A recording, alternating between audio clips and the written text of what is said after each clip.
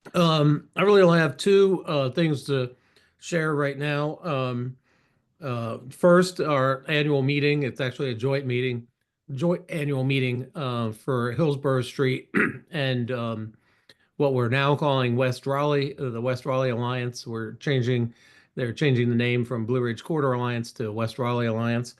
So that joint annual meeting is Thursday night of this week, 2 nights from now, at 5:30 at the University Club there next to the veterinary school, right there off the belt line. It's free and open to the public, so if you're around and available, we'll have food and beverage starting at 5:30 and a little bit of program. The mayor's our keynote speaker.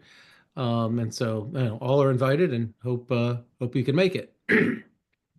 The other thing is we just got a notice today that as part of the highway and grade separation project the NCDOT is doing out at the Beltline lane construction, the contractor is going to be closing Barrel Road starting on the evening of the 12th through the morning of the 14th for construction.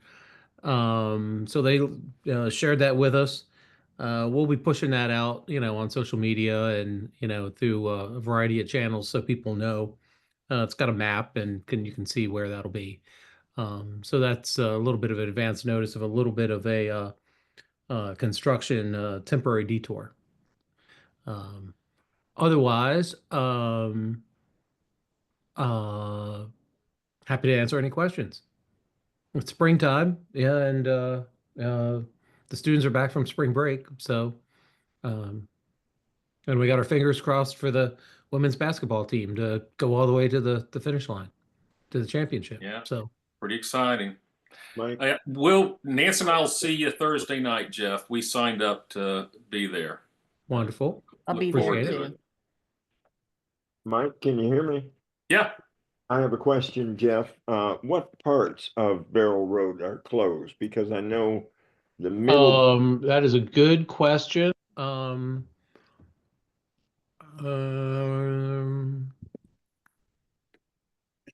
you can send it to us. Yeah.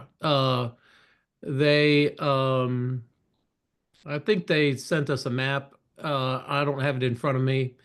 I got the feel that it's going to be, somewhere along that part, sort of from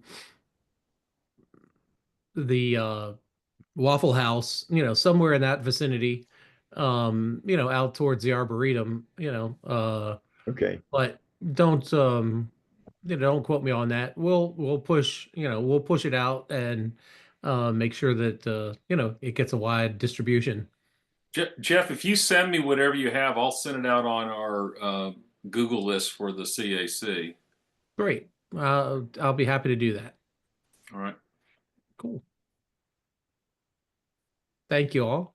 All right. Thank you, I have a Jeff. Question. Who's that? This is Allison Connolly. Okay. And well, my first question, so I don't have to interrupt, can somebody tell me where the hand raise thing is on Zoom? I don't use Zoom very often. It's down in the bottom, at least on my interface, where you have, when your cursor goes down, there are different things will pop up, and they kind of hid it a little bit from where they used to have it, but where is it? Now I'm trying to, It's there it is, where under it's a- React. It's a little heart and you press react and it gives you a lot of options. And one of them, Okay, I see it raise your now. hand. Okay, thank you. So I had a question for Jeff. In the I think it was on WRAL's website.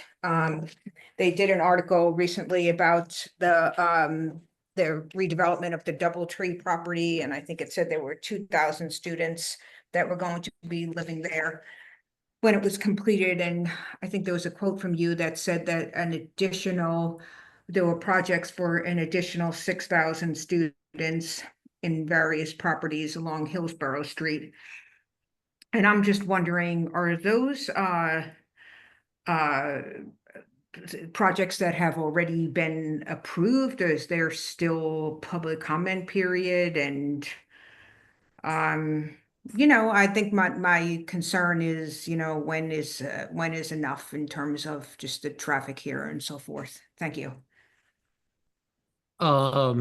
Yes, I think you might have misunderstood that, or maybe I wasn't clear enough. I think the question that they asked me was, about how many students live on Hillsborough Street, and that's about 6,000 right now.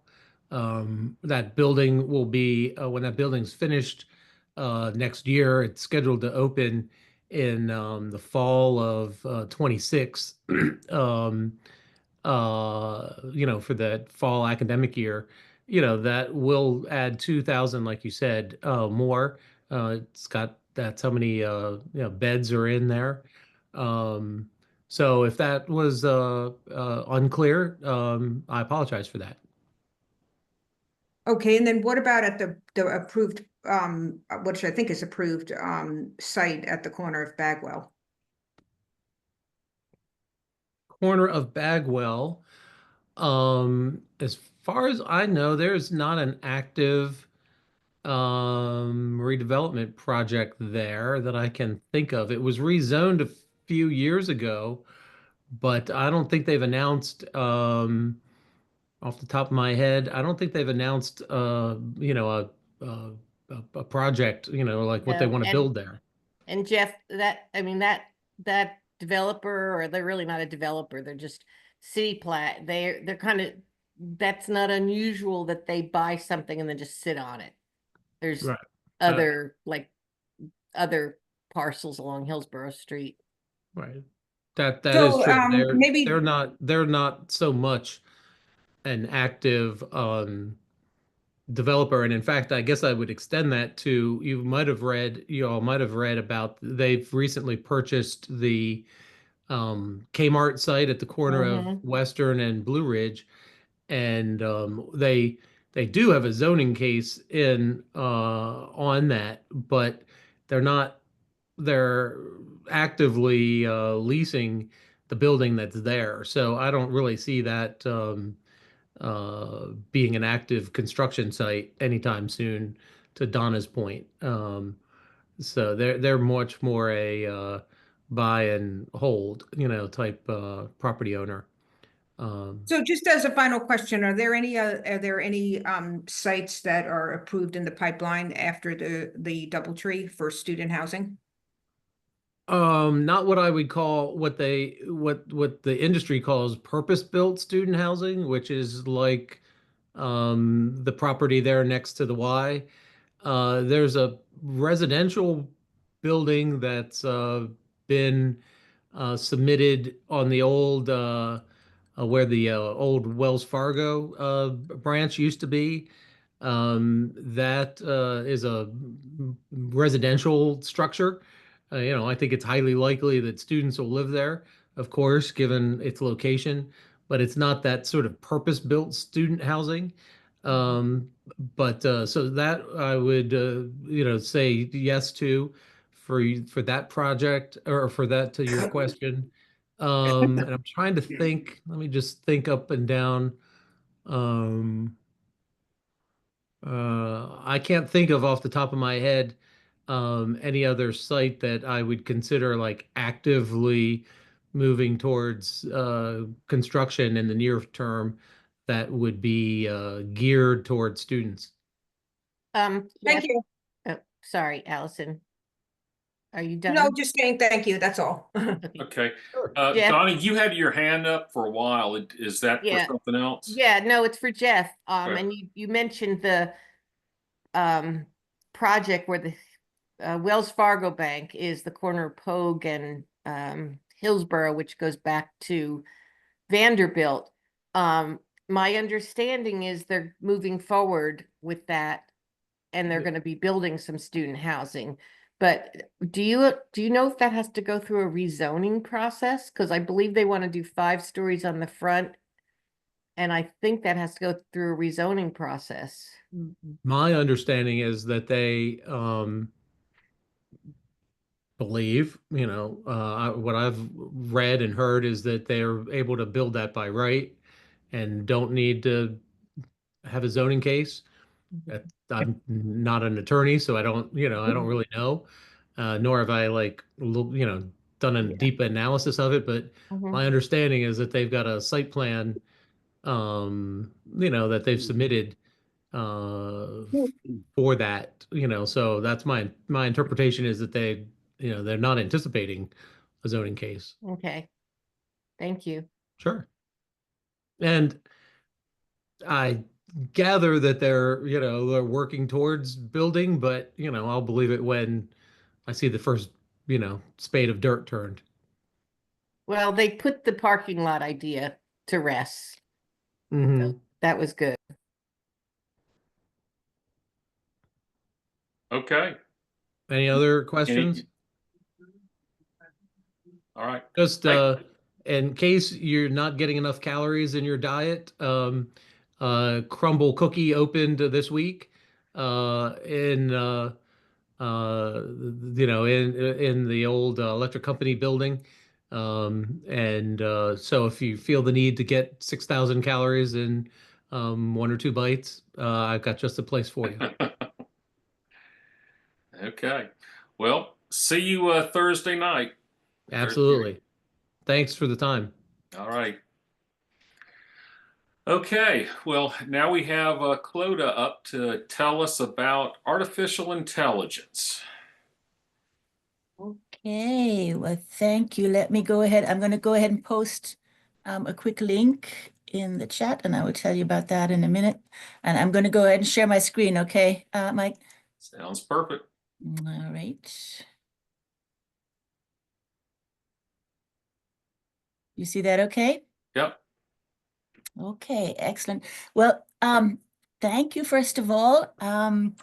I was asked to come and talk a little bit about artificial intelligence. It's been kind of a passion project of mine for a couple of years now, and I've been very interested in following developments. Currently I teach a class on AI and strategic communication at North Carolina State University, for those who don't know me. And I also publish a newsletter all about AI. It's called the AI Intelligence, with the byline AI for the rest of us. So my focus is trying to make these really crazy fast developments that are happening in AI accessible and useful to all of us, to anyone who's interested in utilizing them. And so I put together a short presentation. I'm sure we have different levels of knowledge and familiarity in this group. So please don't hesitate to jump in and ask questions or anything I can clarify. Or if there's anything, you need beyond knowledge. But it's supposed to be just a quick overview of kind of what we talk about when we talk about AI, what's going on, what the processes are at the moment. And then I'd like to show you a quick couple of tricks on prompting before we break. So again, you'll find in the chat, I just posted just a little resource sheet that you can utilize for prompts and various sources for AI if you're interested. And I'll be happy to go into more detail on those also. But let me go ahead and jump in. Okay. Clodagh, if you said you posted something into the chat. Do you not see it? I have not. I don't see it. I don't yet. see it. Okay, let me try again. Hold on. Meeting group chat, no. Oh.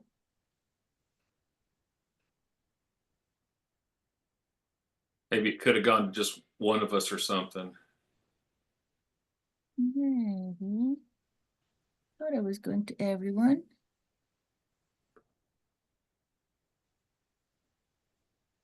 Try that again. Do you see it now? Yes. Okay, perfect. All right. So yeah, just a resource sheet there that you can familiarize yourself with. And while I'm at it, let me go ahead and just post this as well. If you are interested in the newsletter, please feel free to, and you can also contact me through that. But let me go back. So starting off, we see these headlines every day pretty much when we wake up, right? There's headlines over headlines over headlines with AI. And it really runs the gamut where it shows up from schools to politics to everywhere we look.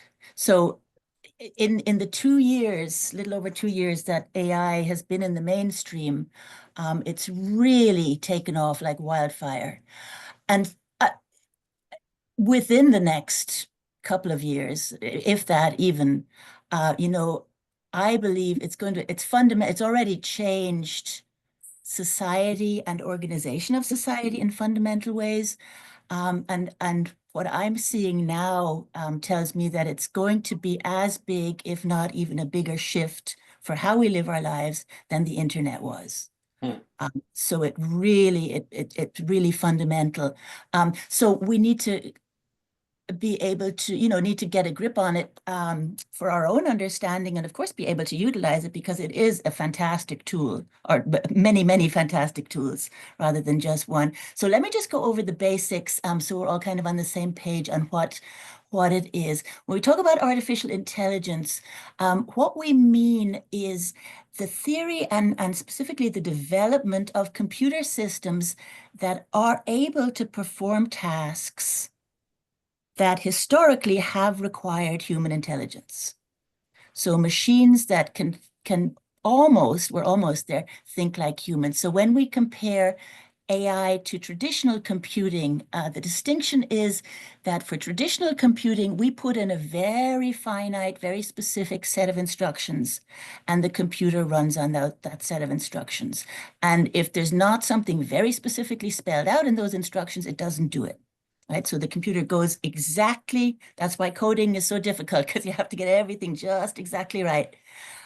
For AI, it also runs on instructions, obviously, and algorithms, but what AI does is it learns from data. So when we give it sets of data, sets of information, various types of information, it can incorporate them and learn from them in different ways.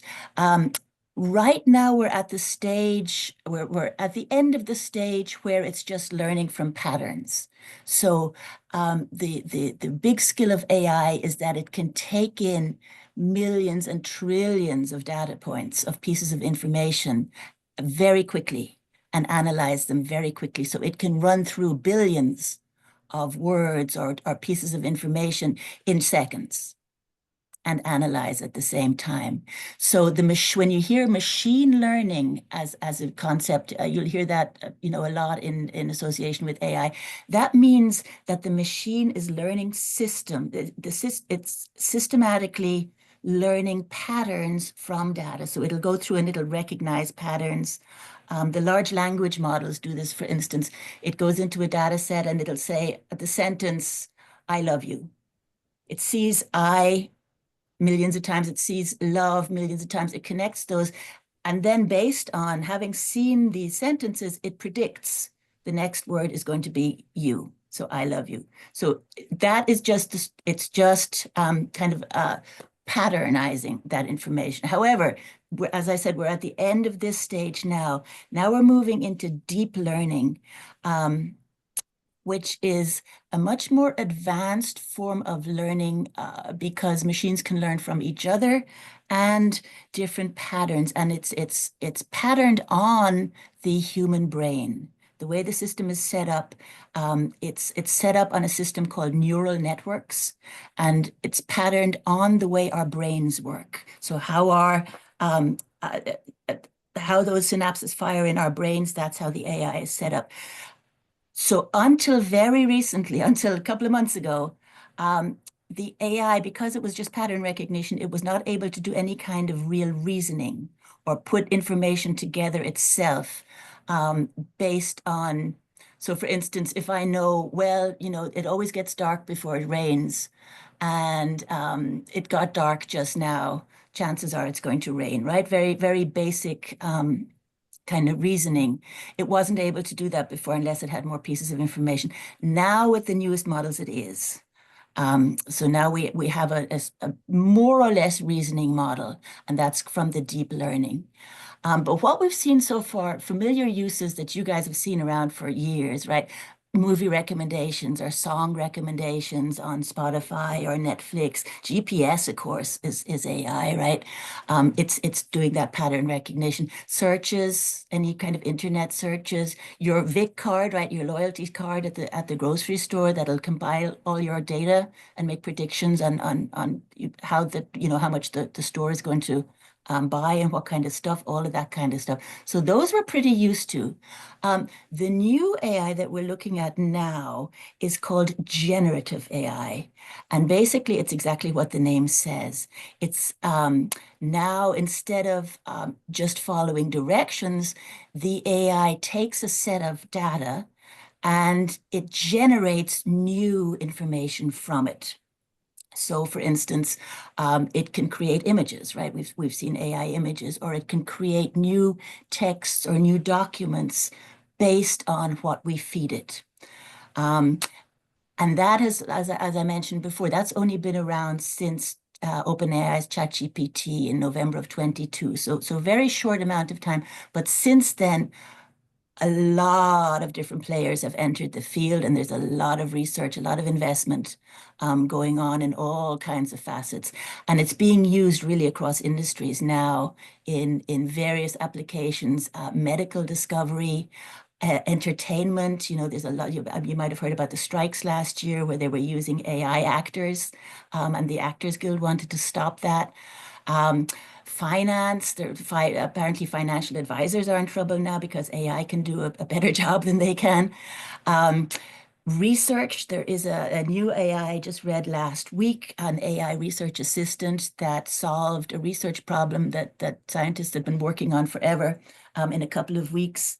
So it's being applied in all different sectors. And of course, it can be used for various types of generation. So text generation, the research assistant that I just mentioned, research assistants, it can code entire programs. So software engineers, at least entry-level software engineers are becoming a thing of the past, because the AI, we can just speak to it in real language and it can code for us. It can make songs and audio from text. It can develop strategies, conduct analysis, both qualitative and quantitative, and it can even write a book. It can write creatively. So it can basically do all of these things that until very recently, machines could not do. Some generative AI tools I'm sure you've heard of. So the large language models, that's ChatGPT, Claude, Gemini, are the big ones.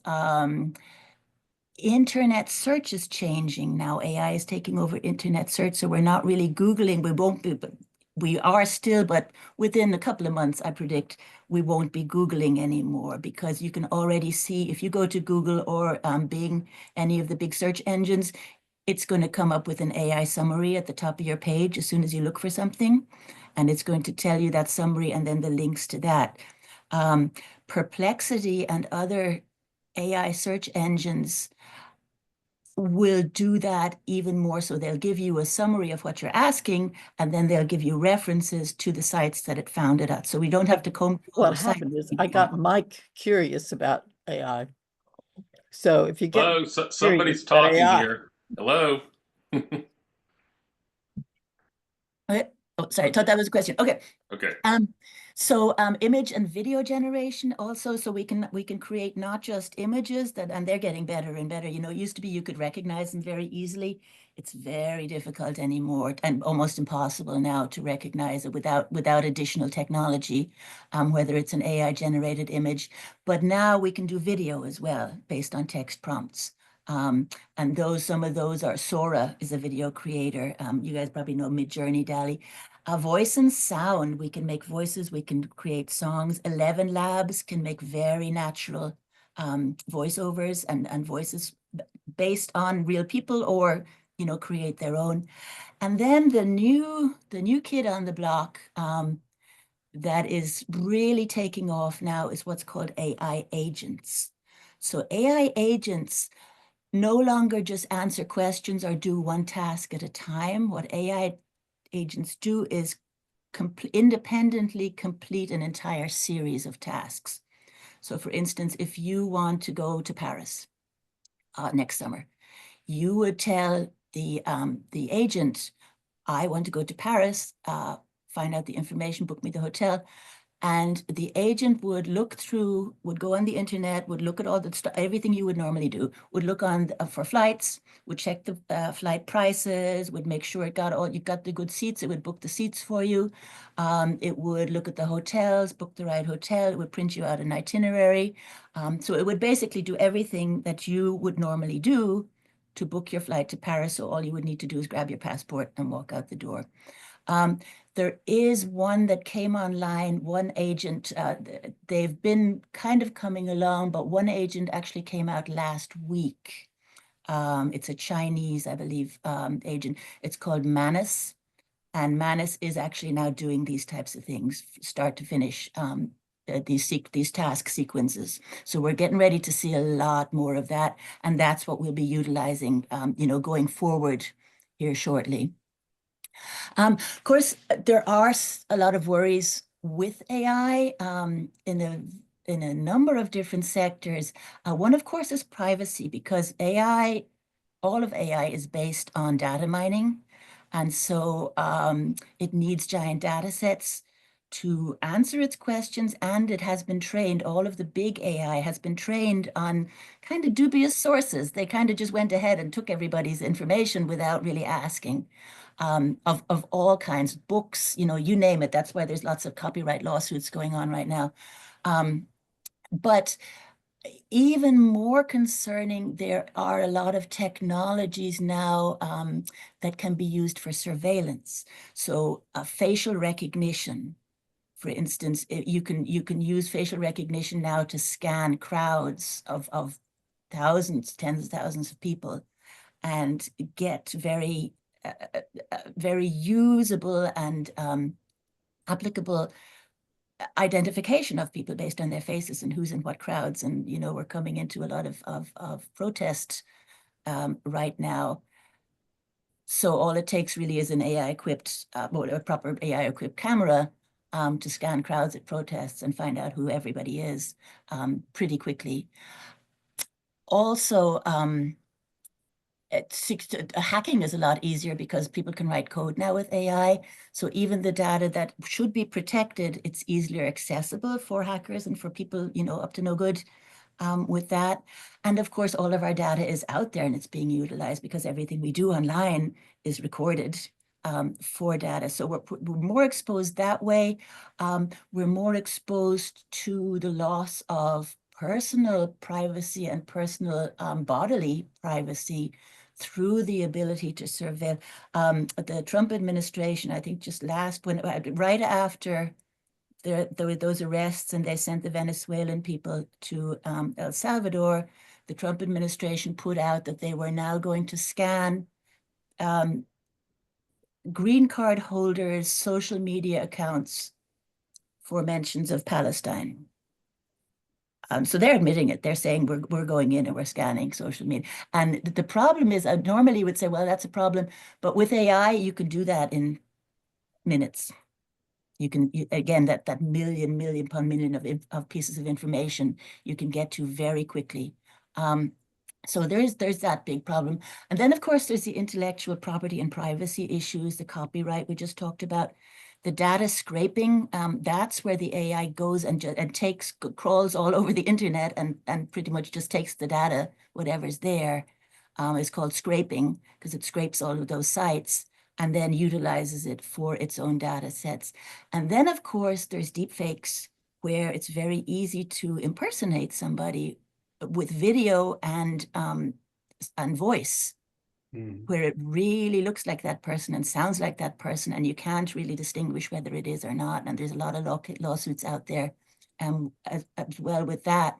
Voice clones are being used to scam people on the phone, right? To say, oh, this is your relative who's been kidnapped, and we really need money for him, or stuff like that.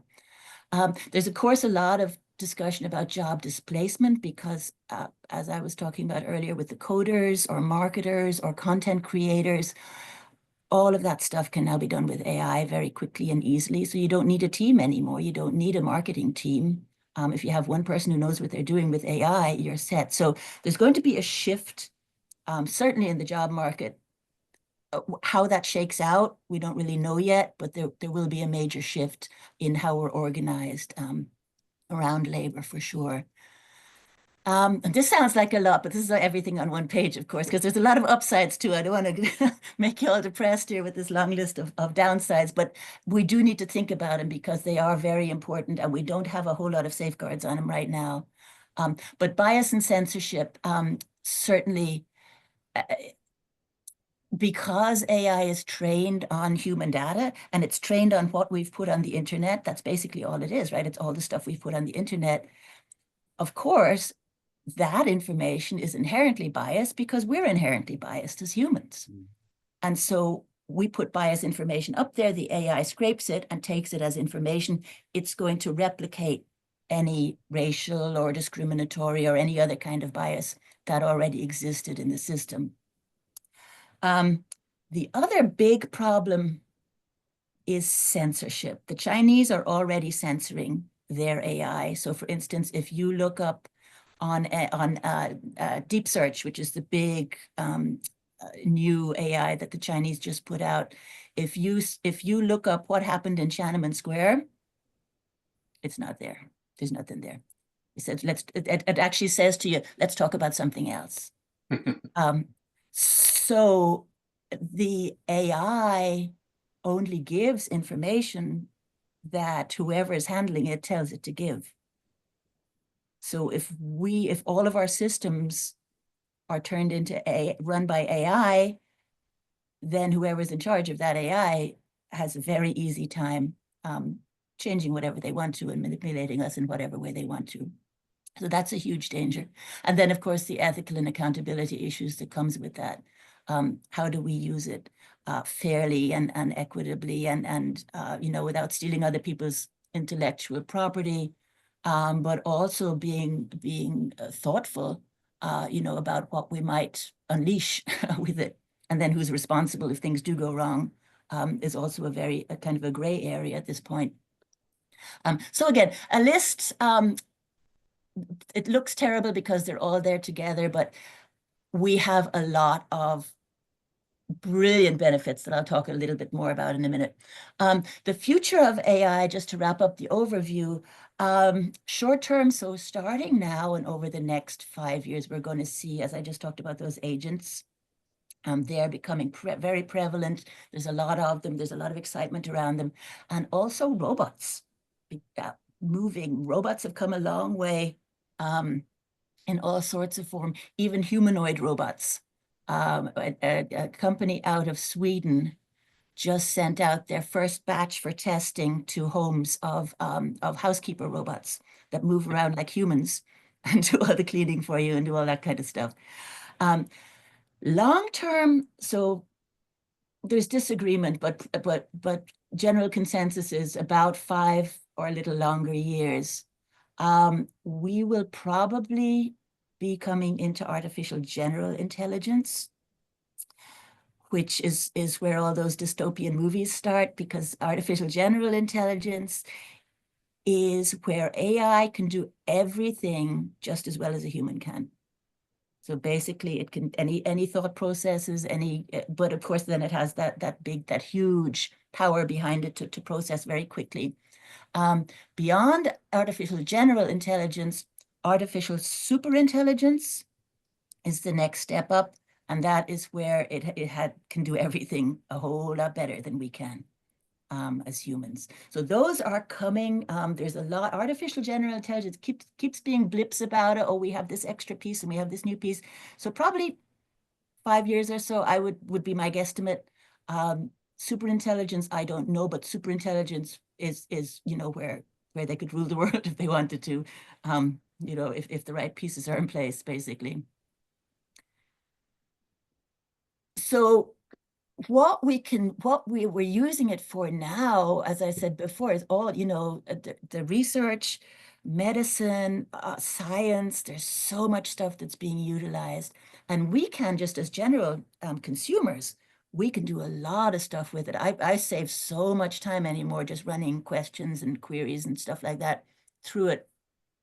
So just some examples, for instance, different examples, right? If I can ask it stuff like, what are the main arguments for and against utilitarianism as an ethical theory? Provide me real world examples to illustrate these. Or my spouse and I are planning a 3-week road trip across the national parks. Help me create an itinerary that includes trails, accommodations, and paper map alternatives.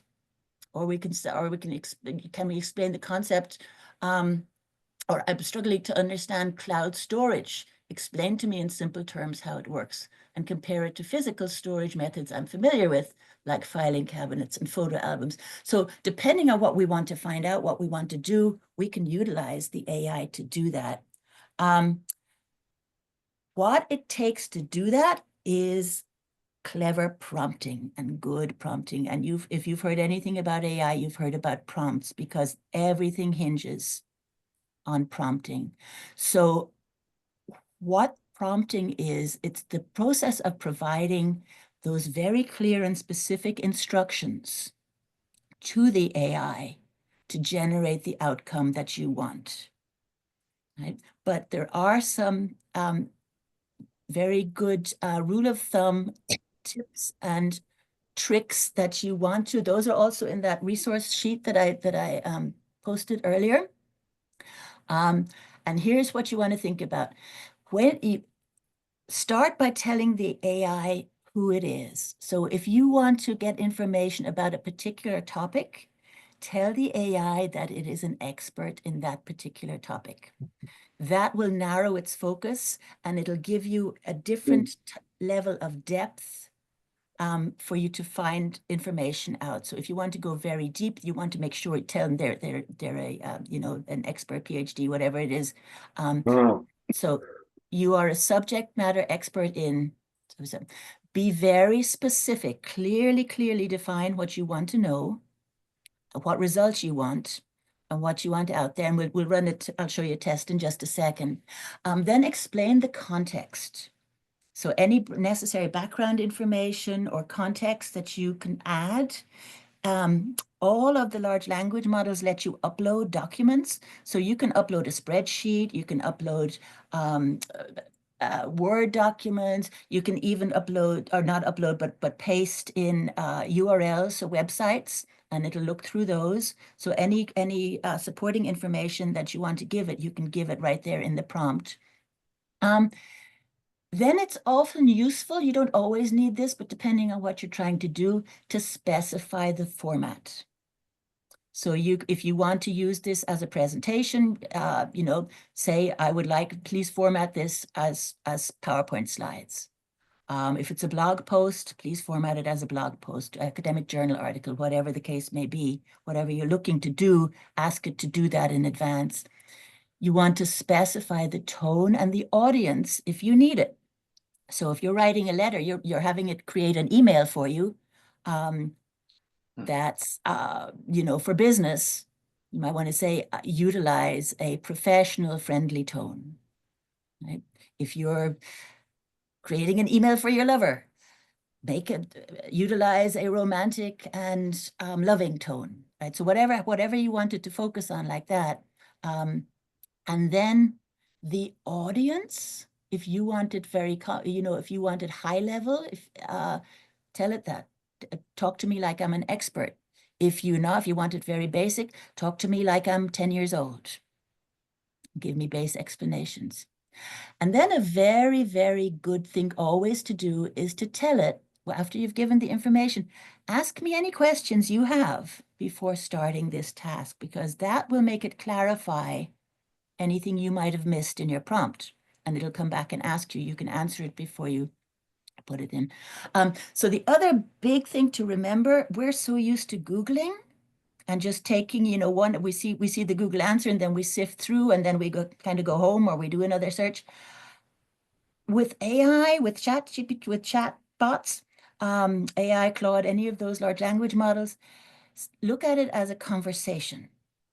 So you're going to get an answer back. You can ask for more information. Give me more details on this piece. Or what did you mean by this?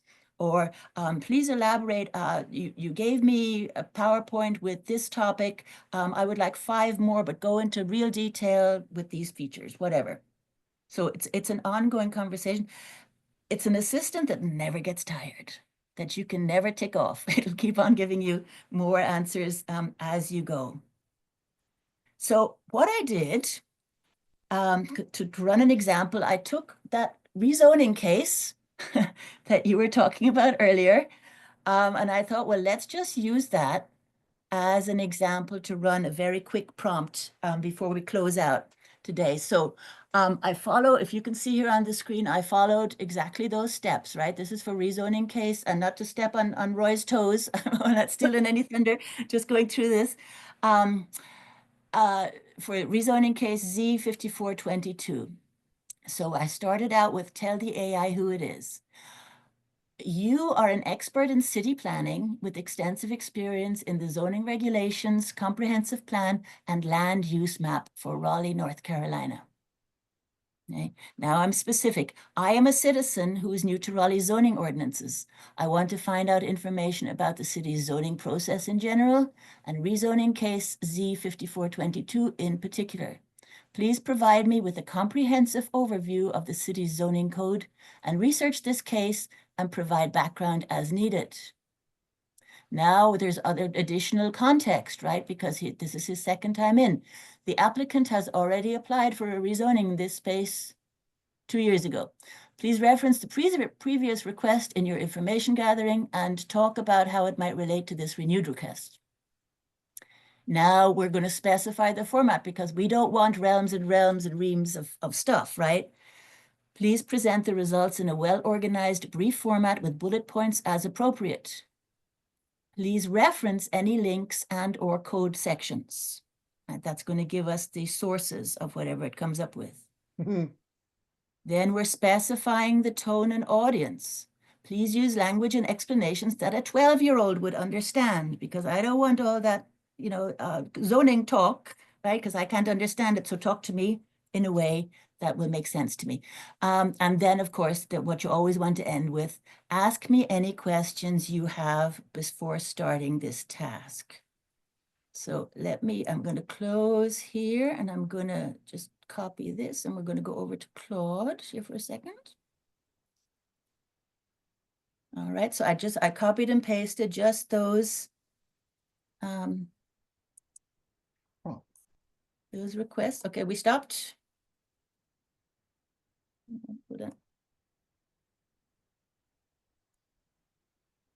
Stop. Now I'm going to start again to go to a different document. Bear with me.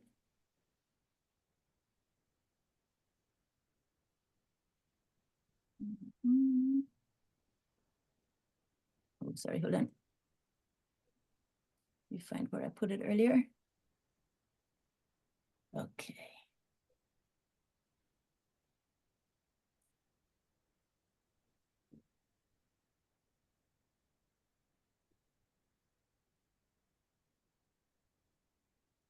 Okay, do you see where it says good evening, Clodagh? Not yet. Okay. How about now? I think we're getting there. Yep. Okay. So this is Claude. This is a large language model like ChatGPT. I pay the pro version. It's like $20 a month. But they also have a free version, so you can go there, and that's also linked on the resource document. But I'm just going to post in here. See where it says, how can I help you today? I'm going to post our prompt in there. So there it is, right? I have it all. You're an expert in city planning, blah, blah, blah. I'm going to send it off. And it's thinking. And now it comes back. And it has its questions, right? Because I said, ask me any questions before. So the questions are you interested in any specific aspects of this rezoning case? Are we? Anybody? Yes, community feedback. Okay, community feedback. So down here, I'm going to type 1. Hello. Community feedback. And then the next question is, do you have any particular concerns about how this rezoning might affect your neighborhood? High impacts. Mhm. Any suggestion, or I'll just say, general concerns. Height impacts. Oh, what impact? Sorry, height impacts. Yes. Oh, gotcha. Okay. Okay, so we've answered both of its questions now, and I'm going to send it off. And now it's working. And now it's searching the web.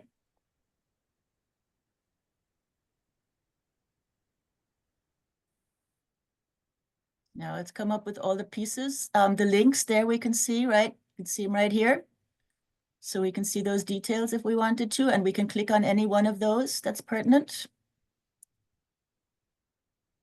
Then it's searching for the information about the previous rezoning request. It's looking for that now. And here it is. Here's that information. Now it's searching about community feedback. And you click on that, you can get all of that information as well. Now it says, based on my research, I'll now provide you with a comprehensive overview of Raleigh's zoning process and information about rezoning case Z5422, focusing on community feedback and height impacts. I will present this in a format that a 12-year-old would understand. Okay, so here we come. What is zoning? What is the rezoning about the specific case, about rezoning case? And here it's got all of the links to the relevant sources. Here's the previous request. Community feedback. There it's got Jane's website talking about it. Here it's got the public hearings, height impacts, why this matters, what happens next. Okay. And then it comes back and it says, I hope this explanation helps you understand Raleigh's zoning process and this specific case. Let me know if you have any questions about parts that are still confusing. So here we then, as I said, it's a conversation. So here we come back in and say, yes, please tell me more about blah, blah, blah. Or please, elaborate on how rezoning works if half of city council doesn't want it approved, or whatever question we have. We just reply and we continue the conversation until we have the answers we want.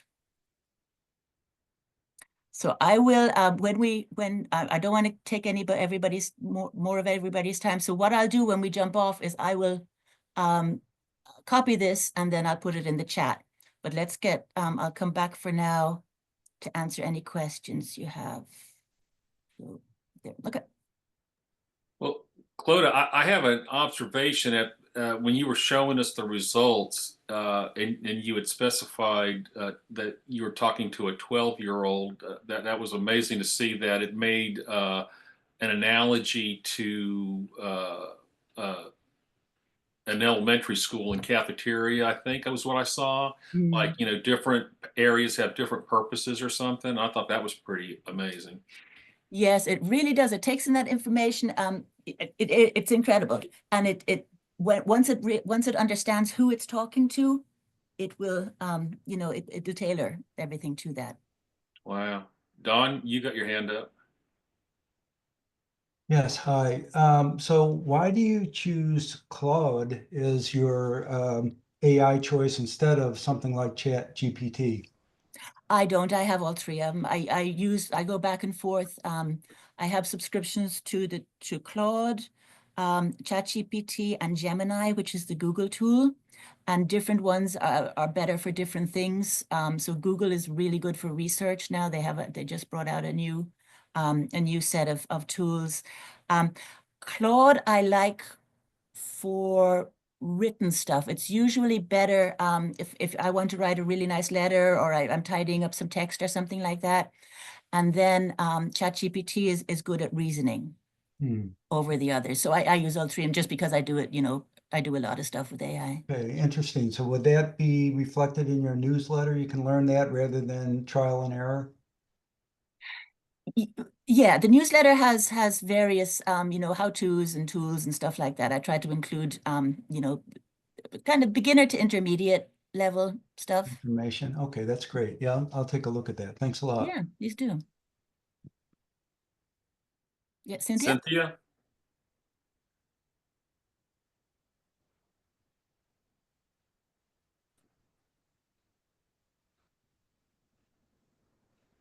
Are you trying to unmute?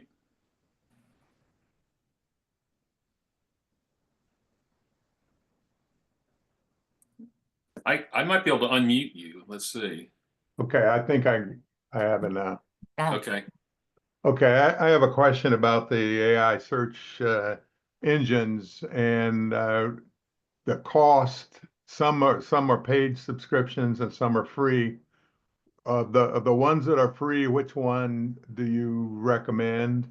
And of the ones that are paid subscriptions, which ones do you recommend? Well, right now they all have search now. That's also a fairly recent development.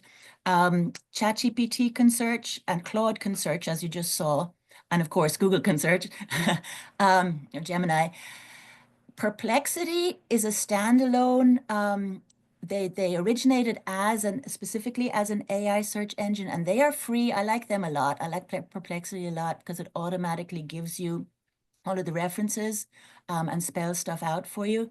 So Perplexity is free. ChatGPT and Claude and Gemini, you can get free versions, or you can, if you bump up to a professional version, they're all right around $20. I think, but I'm not sure about Gemini, but Claude and ChatGPT are $20 a month for and you get better results. But I would really only go the paid route if you're really going to utilize it a lot. And maybe for, if you're doing research, for instance, it would be worth it. But just for queries, the free versions are perfectly adequate. What do you think of Grok? I don't like Grok because I don't like Elon Musk very much. Okay. Yay. But so I haven't tried it, put it that way. Clodagh, is the model that it's all subscription based? That's how this works, right? If you want to pay for a professional, it's all per month or whatever. No, well, you have to subscribe, right? Right. Well, not subscribe. You have to register. You have to give your email or go through Google to sign up. But you can sign up for the free version and utilize it. You get a certain amount. I think there's a cutoff, but it's very generous. Or you can subscribe to the monthly, the different versions. That make sense? Sure.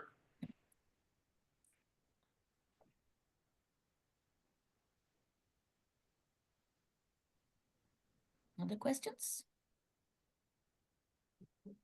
Okay, well, I guess I will go ahead and get this output that we had, and I'll post it as soon as I've got that, and I'll let you guys continue to hold up the show. I just think this was very interesting to me at least, and I like what you did with that example. That's a great segue to where we're going next, and that was very intriguing. And I was just thinking that you had already done it and you were going to show us the results, but that was just all live, right? I mean, That was real time, yeah. Yeah. Okay. Pretty wild. Thank you, Clodagh. Right. Yes. Thank Thanks you for so having much. me. Yeah, it was great. Thank you. Thank you. Okay, is Roy still in here with us? I'm still here. Okay, Roy. Roy is a neighbor, a resident in the Glenwood, Brooklyn neighborhood, and he's been following this rezoning case that, as Clodagh has said in that demonstration, was around 2 years ago, and it was voted down by the city council then. Jane Harrison, I view, as leading that effort and made sure it didn't get approved. It's come back now, as I understand it, and he knows more than I do about it, but I believe that they were going to offer some money towards an affordable housing fund and some money towards a future Smoky Hollow Park as an incentive to approve a 30-story building there. And as you might have seen in the emails I sent out, this rezoning case is actually in the Mordecai, whichever one we say, CAC, but its impact is really on the well, it affects all of us, but 5 Points is where the Glenwood Brooklyn neighborhood is, and then our Hillsborough-Wade CAC. And on our eastern edge, we have similar areas that are these transition zones that were designated by the city as a place to transition from higher and taller down as you approached neighborhoods with single family residents in it. So with that, I will let you take it away. Right, so I was gonna try and see if I could share the presentation, Mike. Oh yeah, I got to make you, sorry about that. I should have Oh, done that's that okay. earlier. No worries. Let's see here. So while Mike's working on that, yeah, Okay, you should have it now. So where does it, is it where did I see that? Share. Share will be across the bottom, Got it. typically. Screen one. Share. Looks like it's coming up.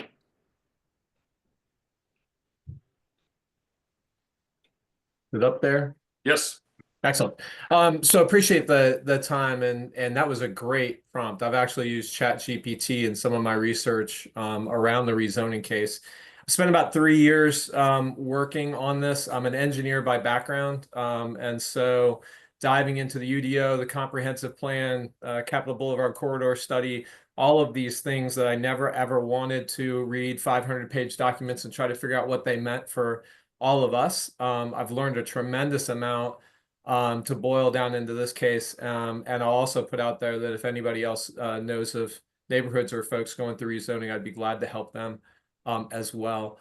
For this rezoning case, I'm gonna go through some quick background, show you exactly where the site is on this next slide. As Mike said, we did get a new transition zone that is goes all the way from the Edgeboro neighborhood all the way to Capitol Boulevard.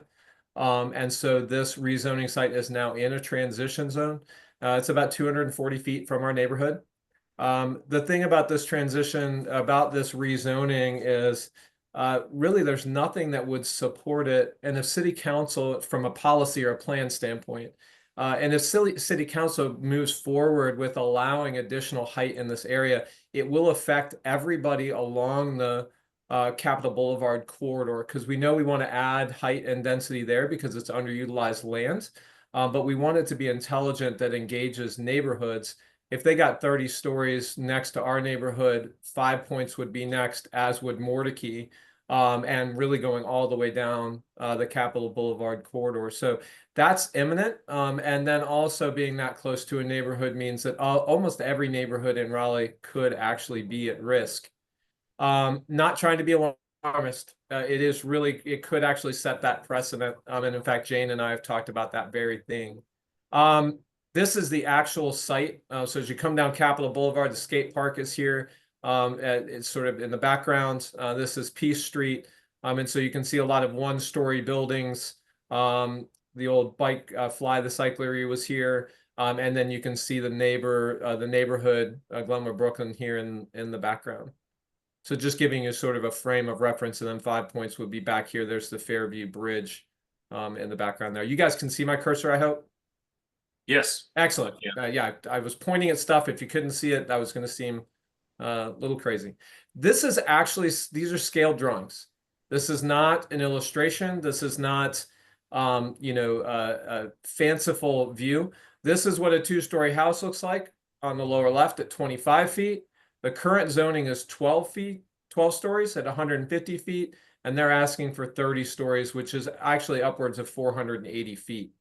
And to scale, this is 240 feet away from the first row of houses along Tilden, Devereaux, and it's about 280 feet from my house on Cleveland Street. And to be morbid, if the building fell over, it would crush several blocks of the Glenwood Brooklyn neighborhood. We've got a 3D model made up. Again, it's tough to see in a line drawing, but you can see these are houses. And then this is the 30-story building. We don't anticipate that it would be this monolithic wall, but again, we don't have a design study to show us anything different. And so this is the building. These are the small buildings along the other side of West Street, and then this is the Glenwood Brooklyn neighborhood, just to give you sort of a sense of scale. So I loved the summary that Claude gave on this rezoning. I have more data. If anybody on this call has problems sleeping, I could send you reams of data on this rezoning, how it affects neighborhoods. But I've got a summary here.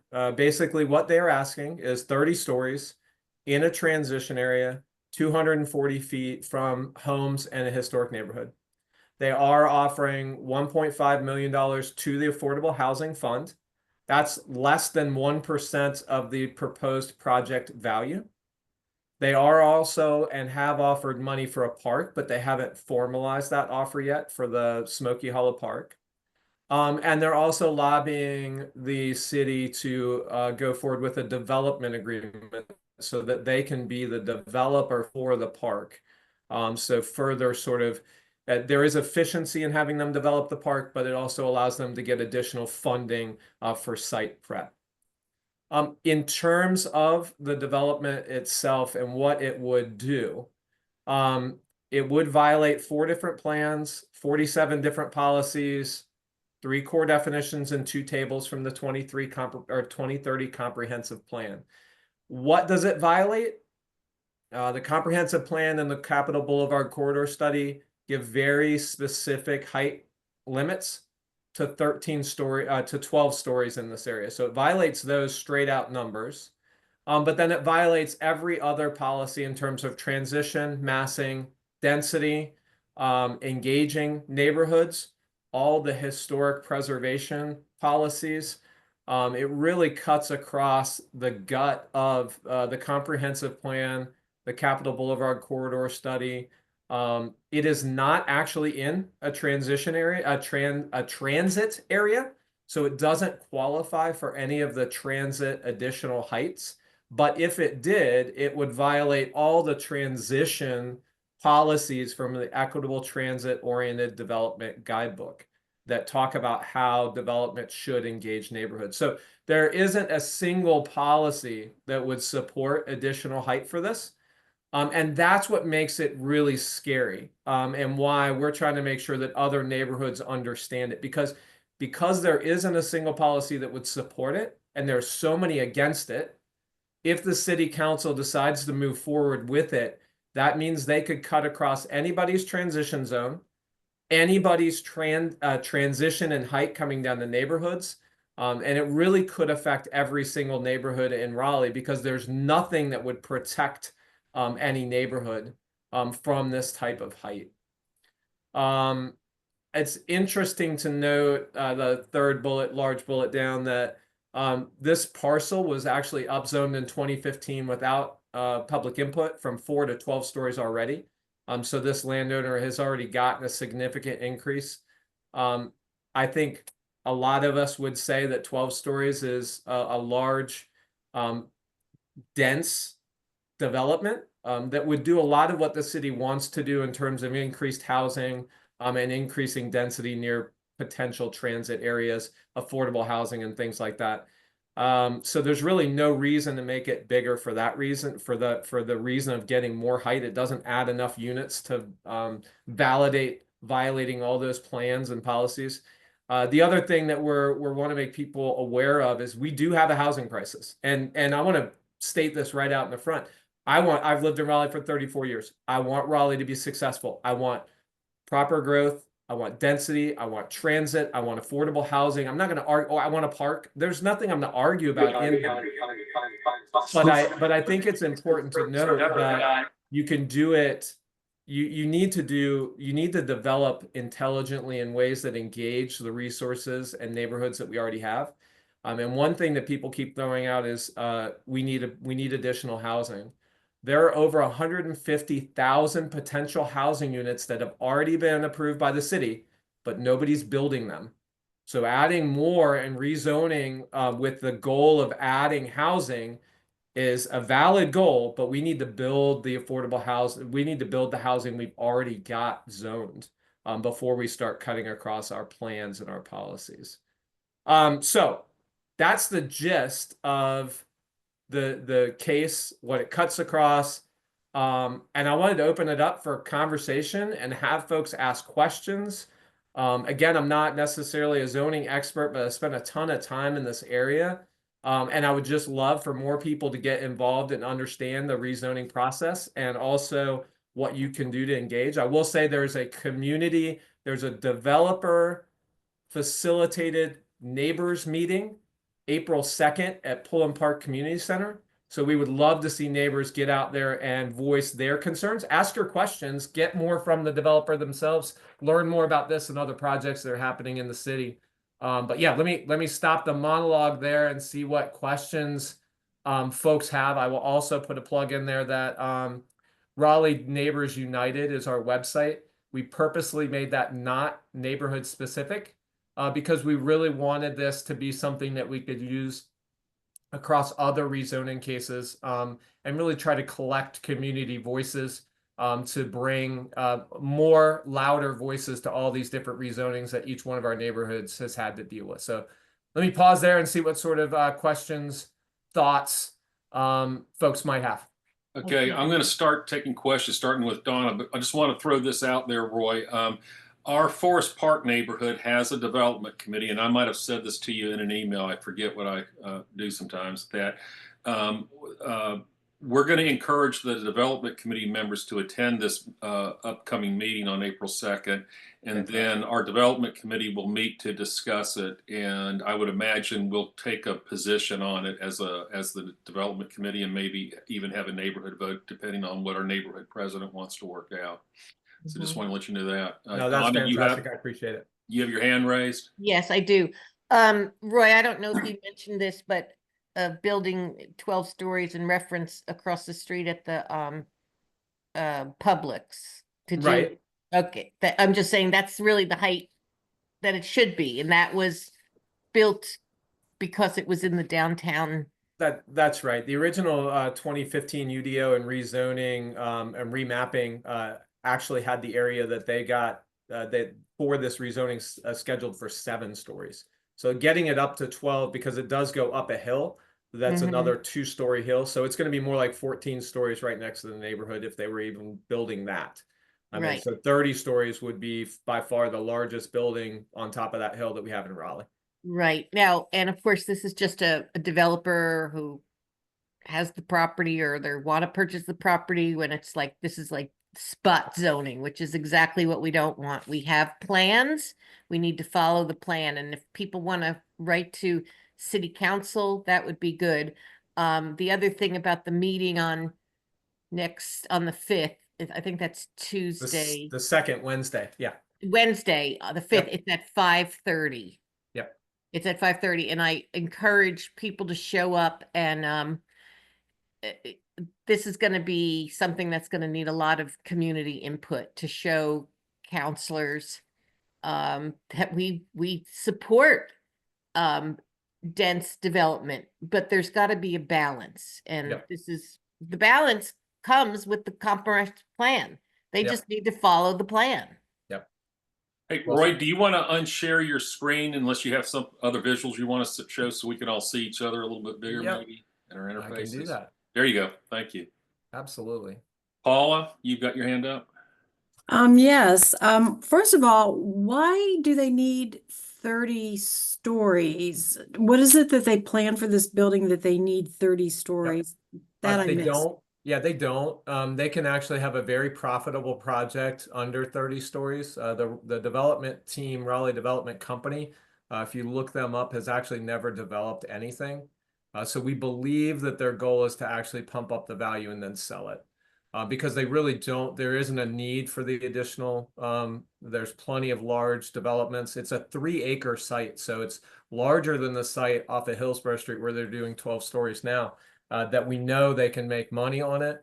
So there really isn't a need for 30 stories. They want 30 stories. So it's not being built for business or housing specifically? It is more specific for housing than it is for anything else.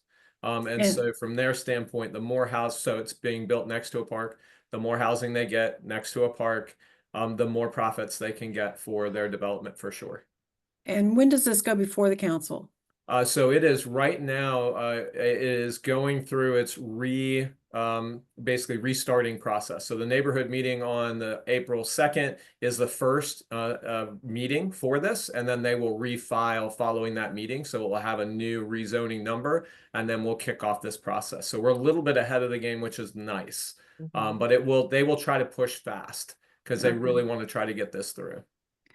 And Mike, if you could make sure that you send us this list of meetings and the details of where and when, but and are there other things specifically we can do? I mean, I know writing our city council people, and if there's other things we can do to help. I'm very frustrated by the lack of value of having something zoned, as zoning is meaningless anymore.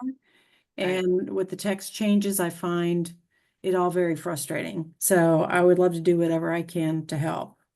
That's great. I will say, and I just put our website in there. I will say if you log into the website and put your email so you can get the updated newsletters that we put out as well, not to add more emails, but at least you can get more.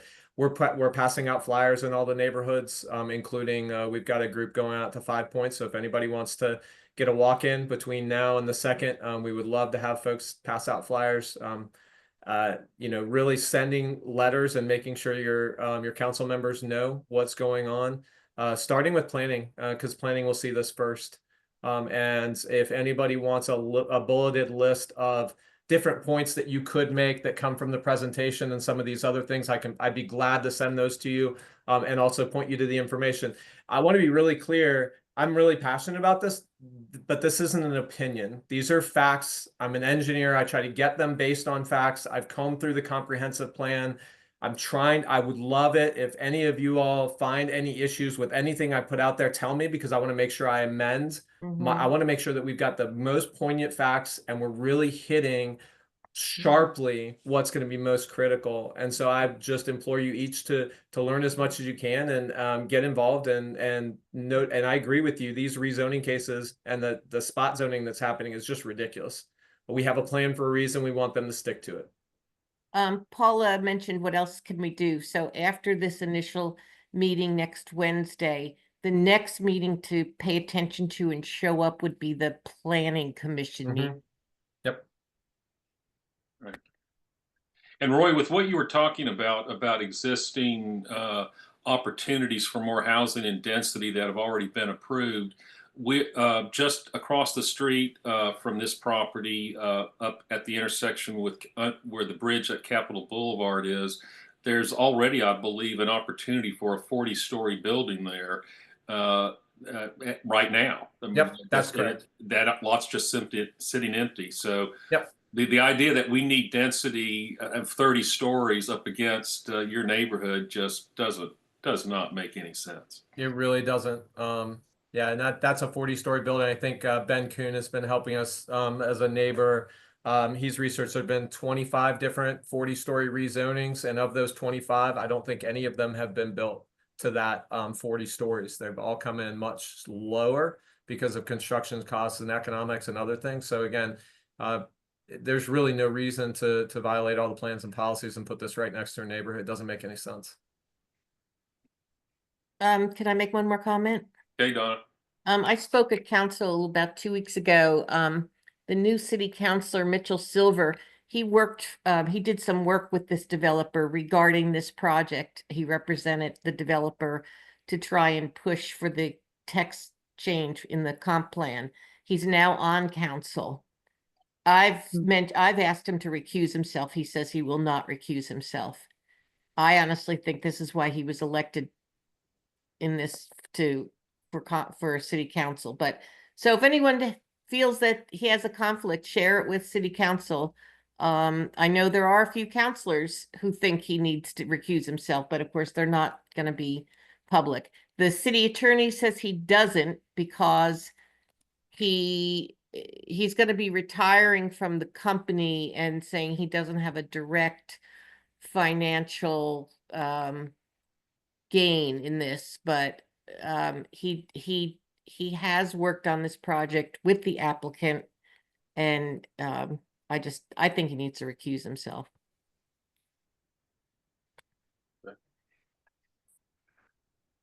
All right. Well, Roy, I think you did a great job of laying this out, and that modeling you guys did was stunning to see. It was, yeah. Yeah. Yeah.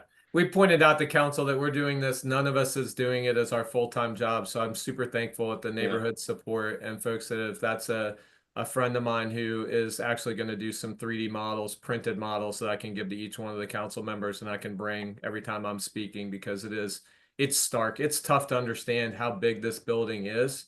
And I struggled to come up with visual aids. And so I'm really excited to be able to have a printed model that I'll be able to share with each one of them because it just doesn't make any sense. And now I just want to say one other thing. When this goes to council, this is one of those times where we need to pack council, absolutely pack council, because they need to see that is very powerful. Yep. So be available. Yeah, I do think just to double down on that one, I do think that cross neighborhood support is about the only thing that's going to strike this one down because they're pretty much pro for this. They want to try to get as much height as they can. Council does. The rezoning to bring it back early, it was a 5-3 vote, so they have the votes unless we make our voices heard. They'll try to roll this through. So it is really important that we do pack each one of these meetings and get an opportunity to have our voices be heard. I know there are some counselors who will waver in full view of what a community can do when it comes together. And so I'm really hopeful that we'll be able to do that and get them to see reason. Mm-hmm. Okay. Paula, you've got your hand up again. Yes, when we go to the city council meetings, when I went to one before, they limited how many people could speak. Right. So if a lot of us come, how do we show our support? Would somebody who speaks tell us to stand, or what would be the process? That's what we've done before, and I've also put out notes for everybody to wear a red shirt. I know, I'm an old NC State guy, so I've got some red. Not everybody has red, but that's the other thing we've done. I've seen it really effective to have signs in the audience as well. And so as we get to planning commission and council, we'll try to put out things for that as well. So I can tell you there will be wear red, there will be bring signs. We have stood up as I've gone to the podium before. Those have been really, really powerful moves that have shown them and we've and have had an effect. All the city councilors who I've talked to have told me that. If you bring a sign to a city council meeting, make sure you take your sheet of paper and round the corners on it. I assume they're still enforcing that, but they don't want you to have a dangerous corner on a piece of paper. So round those corners. Wow. All right. Roy, like I said, that modeling you did, I wish it was a requirement for applicants to do that kind of massing model, because we had a rezoning case on West Johnson from St. Mary's to North Boylan a few years ago, and we worked with Councilor Jane Harrison on it and the applicant, and we came up with some compromises. But what really helped us was Ted Van Dyke's new city design office had one of their interns do some massing models. I think it was his firm. Michael Stevenson did it, never mind, for how that rezoning case would look. And then you can see it. So when you say 30 stories, people might have a hard time visualizing it, but that model you guys put up there just really says it all. I'll put a copy, if I can find that copy, I will put a link because I put that up on a Google Share Drive so that we can put that out with our I'm not finding it really quickly, but yeah, I'll try to put that out there as well. Because it is out in the public. Let me see if I can grab it here real quick. Those are the things that as you create things like that, you're just like, wow, that really tells the story. And I agree with you. I think that should be something that we should do at every single one of these things. I think it's impossible to see without something like that. Absolutely. So I'll put that in there. It is pretty awe-inspiring. Okay. Well, we're at 8:30, guys. I think this was a very good meeting. I'm going to send out a summary of this with links to as many things as I can find to include, like Cloda's links. And I think this is a really interesting exercise on AI that with using this case as an example. So I look forward to reading through that to see how that worked exactly. If there's, I mean, I assume we will have a meeting next month. I don't know yet anything about an agenda. If anybody has any ideas for agenda items, email me please, and we'll decide whether we want to meet in person or on Zoom again. And is there anything else anybody wants to bring up, or can we close out the meeting? Okay. Well, again, thank you, Clodagh, so much. Thank you, Roy, and our other presenters, and have a good evening. Thank you, Mike. Thank you. Good evening.